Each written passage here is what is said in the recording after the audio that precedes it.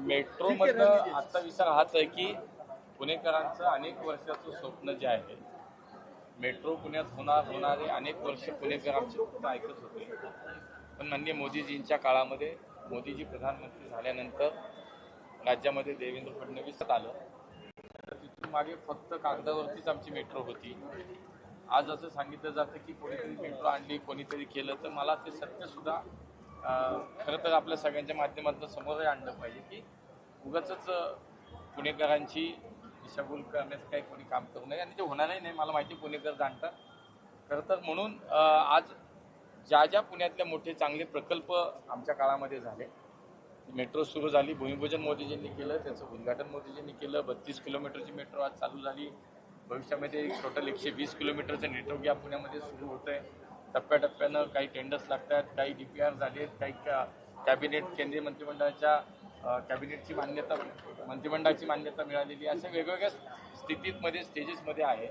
त्यामुळे मेट्रोमध्ये प्रवास आज मला त्याच्यासाठी असं नाही, पण एकूणच आपल्यातलेच काही मित्रांचं असं म्हणणं होतं पत्रकारांचं की आपण जर काही आपल्याला या निवडणुकीच्या संदर्भात चर्चा करायची, संवाद साधायचा तर मेट्रोमध्ये जाता येईल.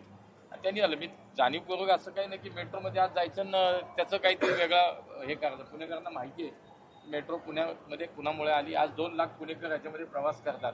त्यातल्या कोणालाही विचारा, रोज 2 लाख पुणेकर प्रवास करतात, त्यातल्या एकाला सुद्धा जर वाटलं की वेगळं मत तर तुम्ही मला सांगा. कारण प्रत्येकाला माहिती आहे की भारतीय जनता पार्टी ही पुण्यात, राज्यात आणि देशामध्ये काम करत असताना आजही पुण्यातली मेट्रो सुरू झाली. पुणेकरांना खूप ते आज त्याच्यातनं प्रवास करतायत. त्यामुळे सार्वजनिक वाहतूक व्यवस्था सक्षम करताना मेट्रो आणि PMPML हे दोन्ही सक्षम करणं, त्याचा विस्तार करणं हे आमचं ध्येय आहे.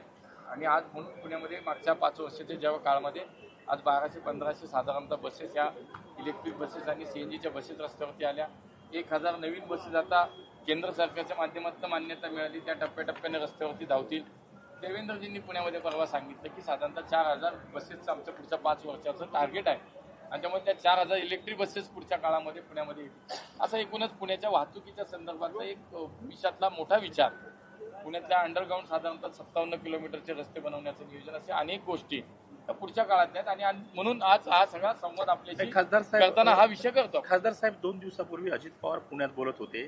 त्यांनी सांगितलं की मनमोहन सिंग यांच्या काळात ही मेट्रो मंजूर झाली, त्यामुळे कुणी एकट्याचं श्रेय नाही असं त्यांचं म्हणणं होतं. मला वाटतं त्यांचं हे विधान म्हणजे माननीय मोदीजींच्या आणि देवेंद्रजींच्या नेतृत्वावरती आणि कर्तृत्वावरती कुठेतरी शंका वाटते मला.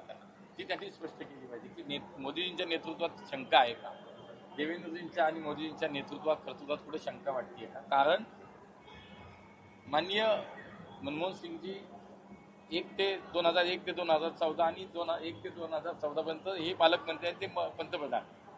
1 इंचही मेट्रोचं काम झालं नाही किंवा मेट्रो पुढं मंजुरी सुद्धा मिळाली नाही.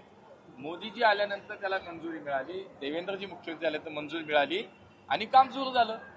हे पुणेकर बघतात नाही. त्यामुळे मला असं वाटतं त्यांनी हे बोलणं, हे पुणेकर तर जाणून आहेत की असं बोलणं हे निश्चितपणे म्हणजे मोदीजींच्या नेतृत्वावरती, मोदीजींनी जी मेट्रो सुटली त्याच्यावरती त्यांची शंका आहे का, मला वाटतं एवढं विचार. ज्या गुन्हेगारांना दिलेल्या उमेदवारीवरनं अजूनही आरोपांची मालिका जी आहे ती सुरू आहे.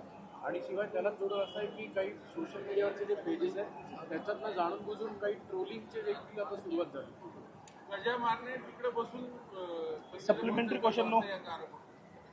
नाही, मला असं वाटतं जे प्रश्न त्यांना विचारायला हवेत, त्यांनी जे उमेदवार दिलेत ते काय करतायत हे तुम्ही मला सांगता. याच्यापेक्षा हा जाब त्यांना विचारला पाहिजे की तुम्ही जे उमेदवार दिलेत ते काय करतायत हे त्यांना विचारलं पाहिजे.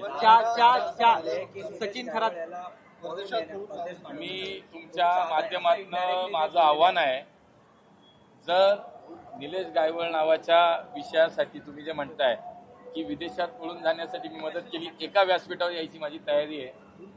ते जर सिद्ध केलं त्यांनी तर मी राजकारणातनं संन्यास घेईल, आणि जर नाही सिद्ध झालं तर त्यांनी संन्यास